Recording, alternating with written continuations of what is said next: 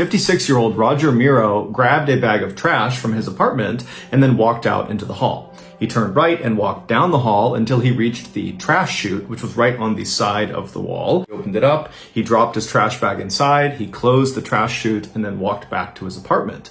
When he got back inside, he instinctively reached down to his right pocket to grab his cell phone, but it wasn't there. So he grabbed his left pocket, wasn't there either. He checked his back pockets, he's fishing around, and he realizes he doesn't have his phone. So he figures, okay, I must have put it down somewhere in my apartment. Now, Roger was legally blind, so it made looking for small things in his apartment quite difficult, but nonetheless, he began looking all over his apartment for his phone. He started in the kitchen, he looked all over the place, checked all the surfaces, no cell phone. He went to the living room, to the bedroom, to the bathroom, but there was no cell phone. And so Roger thought maybe when he walked to the trash chute, he might have dropped the phone in the hallway. And so he left his apartment, he turned right, and he walked along, retracing his footsteps all the way to the trash chute, but all along the way, there was no phone on the ground. And so as he's standing in front of the opening to this trash chute, he thinks to himself, maybe I accidentally put my phone in the trash bag that I have now just dropped down this trash chute. And so as Roger is standing there wondering what he's supposed to do, one of his neighbors walked out into the hall and looked down and saw Roger standing there kind of inquisitively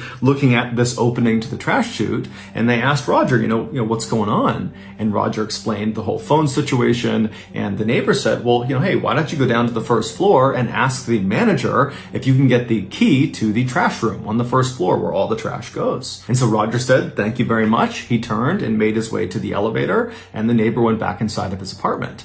Roger went down to the first floor. He went to the manager's office. He knocked on the door. And when the door opened, the manager was obviously very busy with something. And Roger would say, hey, I'm just looking to get into the trash room. I think I might have accidentally thrown my phone away. And I just want to have a look in the trash to see if I can find it. Now, this manager knew he was not allowed to let anybody who lived in the apartment complex go into that trash room on their own. It was a dangerous space. And so the manager was supposed to go in there with them if they needed to go in and look around in the trash. But right when Roger went up to the manager's office, the manager was waiting for a very important phone call and so couldn't really leave his office.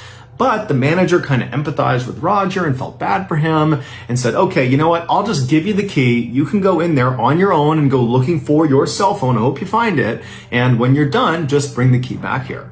And so Roger said, thank you very much. He took the key, he left the office, and he made his way down the hall to the trash room. And when he got there, he unlocked the lock and went inside. A few hours later, Roger's wife came home from work, and when she got to the apartment, Roger wasn't in there. She tried calling his cell phone, but he didn't pick up. And so she walked around the apartment hoping there would be some indication of where he might have gone, like a letter or something, but there was nothing. And so Roger's wife was really concerned about this because this was totally out of character for her husband to go out at night on his own. And so she, operating on a gut instinct, called the police and reported him missing. And so a few minutes later, 2 police officers show up at this apartment building. They go up to Roger's apartment, they speak to Roger's wife, and then they go into the hall and they knock on some doors of other neighbors in the area. One of the neighbors who had seen Roger earlier said, hey, he lost his phone, and the last I spoke to him, he was going to go down to the trash room to try to see if he could find his phone down there. And so the officers go down to the first floor, they go to the trash room, and they try the door, and it's unlocked. And when they open up the door and they look inside, right in the middle of this totally nondescript windowless room that basically looked like a basement, was this huge green dumpster. And above the green dumpster, high up on the ceiling, was this round opening. And that was the bottom of the trash chute. So when people like Roger and the other people who lived in this apartment building dropped their trash down their respective trash chute on each floor, the trash would come tumbling down and literally fall out of the ceiling into the dumpster. Now, this dumpster was unique. It was not like other dumpsters where the top was just wide open and anyone could lob a bag of trash in. No, this dumpster, only the left side of the dumpster had an opening for trash. The rest of the dumpster was completely welded shut. There was no way into it. And so on the left side, where this dumpster opened up to allow trash to come in, it was positioned right underneath that opening in the ceiling where the trash came tumbling down. And it wasn't just an opening. It was like this near vertical tunnel that was welded on to the top of this dumpster. And it went straight up and it had this big open mouth at the top, almost like a funnel. and it was there to catch the trash as it fell down, and it would go down this tunnel down into the dumpster. And so the gap between the ceiling and the top of this near vertical tunnel, this chute, was maybe 3 or 4 feet. And so when these officers looked into this room and they saw this dumpster and the chute and this hole in the ceiling, they also saw a ladder had been propped up on the left side of the dumpster right up against that near vertical tunnel, as if someone was trying to look down into the dumpster itself. And so one of the officers walked over, they climbed up the ladder, and when they looked down into this tunnel, down into the dumpster, they found Roger. After a lengthy investigation, this is what is believed to have happened to him. After Roger got that key from the manager, he went to the trash room, he opened it up, and then he went inside and found this huge dumpster. And he would have quickly realized the only way to look into the dumpster, and so to go looking for his phone,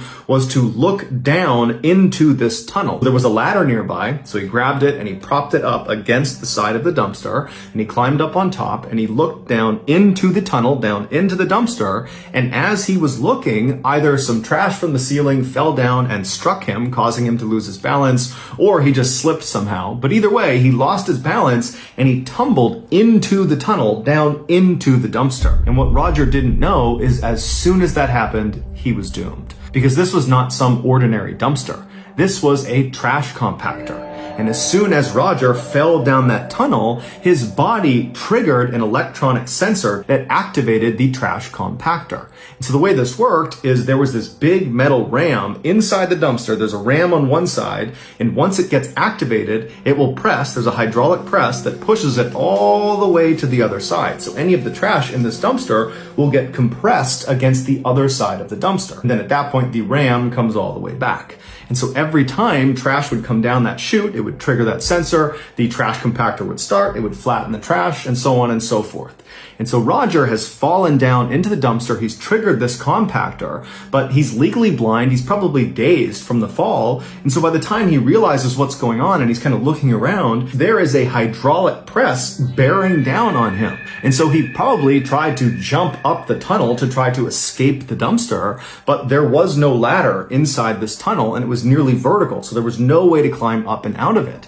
And inside of the dumpster itself, there was no emergency shutoff switch and there was no emergency exit. And so at some point, it's assumed that Roger realized he was not going to be able to climb up the tunnel. And so he only had one direction he could go, which was to retreat to the far side of the dumpster. But once he got over there, there was nowhere for him to go. Now, we don't know if that very first hydraulic press actually killed Roger. All we know is Roger was trapped inside of this dumpster for several hours, and over that period of time, more and more trash was dropped down the chute, activating the press over and over and over again. And so by the time the police actually looked down into the dumpster, they saw a part of Roger's body, and immediately they could tell there was nothing they could do. Roger was definitely deceased. Roger's wife would sue the manager of the apartment building as well as the company that owned the apartment building for their negligence, but the outcomes of that case have not been made public.